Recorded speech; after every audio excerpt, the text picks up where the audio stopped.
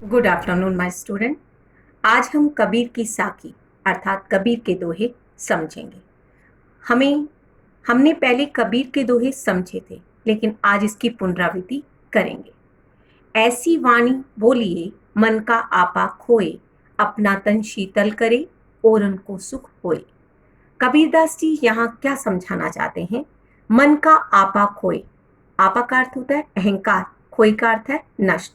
अगर हम मन का अहंकार नष्ट कर देते हैं अर्थात अहंकार को खत्म कर देते हैं और मीठी वाणी को बोलते हैं, अपना तन शीतल करें, इससे हमारा तन जो है शीतलता का अनुभव करता है, एक ठंडक का अनुभव करता है कि हमने मीठी वाणी बोलकर दूसरों को सुख प्रदान किया और उनको सुख हुए। इससे हम दूसरों को सुख प्रदान कर सकते हैं। एक बार फिर रिपीट करते हैं कि मनुष्य को अपने मन का अहंकार नष्ट करके मीठी वाणी बोलनी चाहिए, जिससे उनके मन को शीतलता का अनुभव होता है और वे दूसरों को सुख प्रदान कर सकते हैं।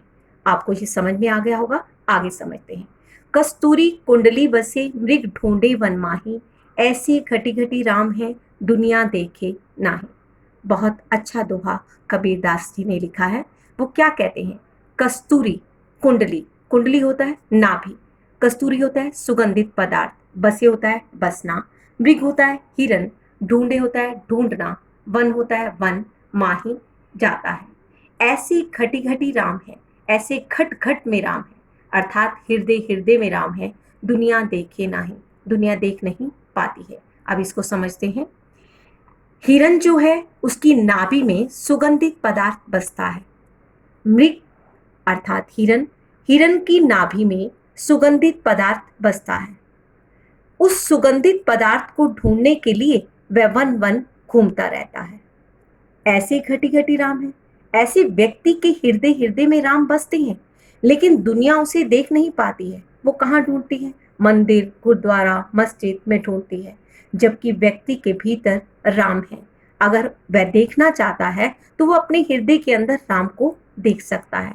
अर्थात यहाँ पर ये कहा गया कि बाहरी आडंबरों के अतिरिक्त व्यक्ति अपने हृदय में राम को देख सकता है। अर्थात बाहरी आडंबरों को अपनाना नहीं चाहिए, अर्थात अपने हृदय में ही राम के दर्शन करने चाहिए।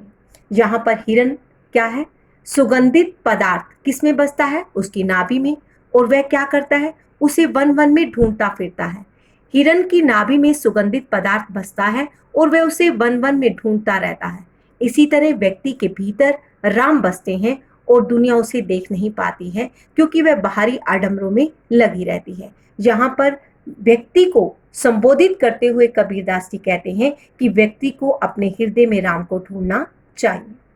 अब अगला करते हैं। जब मैं था तब हरि नहीं, अब हरि है मैं नाही। सब अंधियारा मिटी गया, जब दीपक देखा माही। यहाँ पर मैं का अर्थ अहंकार से है।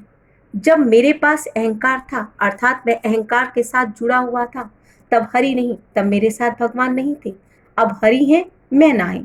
अब मैंने अहंकार को छोड़ दिया तो मेरे साथ भगवान हैं, अर्थात राम मेरे साथ हैं। यहाँ क्या बताया गया कि अगर व्यक्ति अहंकार को रखता है तो वह राम के दर्शन नहीं कर पाता है। अगर अहंकार को छोड़ देता है तो वह अपने हृदय में राम को देख पाता है। सब अंधियारा मिटी गया, दीपक देखा माई। अगर मैंने अपने मन के अंदर दीपक को जलाकर देखा तो मेरा सारा अंधकार दूर हो गया। अर्थात जो संसारिक वासनाएं थी, काम, क्रोध, मोह, लोभ, सब नष्ट हो गए। किसके कारण? ये अहंकार के कारण होता है। अर्थात यहाँ पर कबीरदास जी हमें क्या समझाना चाहते हैं कि हमें अहंकार को छोड़ देना चाहिए। अगर हम अहंकार को छोड़ देते हैं तो हम सब कुछ प्राप्त कर लेते हैं, अर्थात अपने हृदय के अंदर परमात्मा को देख पाते हैं। जब मैं था, जब मेरे पास अहंकार था, तब मैं परमात्मा को नहीं देख पा रहा था। जब मैंने अहंकार को छोड़ दिया तो मैं अपने हृदय के अंदर परमात्मा को देख पाया। सब अंधियारा मिटी गया, दीपक देखा माई। जब अपने मन के अंदर दीपक को जलाकर देखा तो मेरा सारा अंधकार मिट गया। अर्थात जब मैंने अज्ञानता को छोड़ दिया, ज्ञान का दीपक जलाया, तो मेरा सारा अंधकार दूर हो गया। यहाँ पर अंधकार से किससे है? संसारिक वासनाओं से संबंध है। जहां तक मेरी बात समझ में आ गई होगी। अब आगे समझते हैं।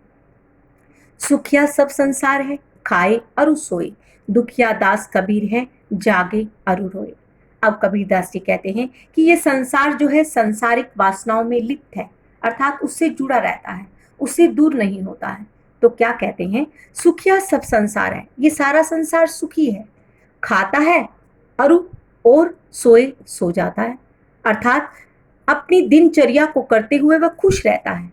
सुखिया सब संसार है, ये सारा संसार सुखी है, खाता है और सोता है, अर्थात अपनी दिनचर्या को करते हुए वह सुखी रहता है। दुखिया दास कबीर, लेकिन कबीरदास जी दुखी हैं, क्यों? जागे अरु सोए रोए, वह जागते हैं और रोते हैं। किसको देखकर रोते हैं और क्यों जागते हैं? वे संसार की दशा को देखकर जागते हैं और रोते हैं कि ये संसार में आया हुआ व्यक्ति क्या कर रहा है, अर्थात वह संसारिक वासनाओं में लिप्त होकर अपने जीवन को खत्म कर रहा है, अर्थात व्यर्थ कर रहा है।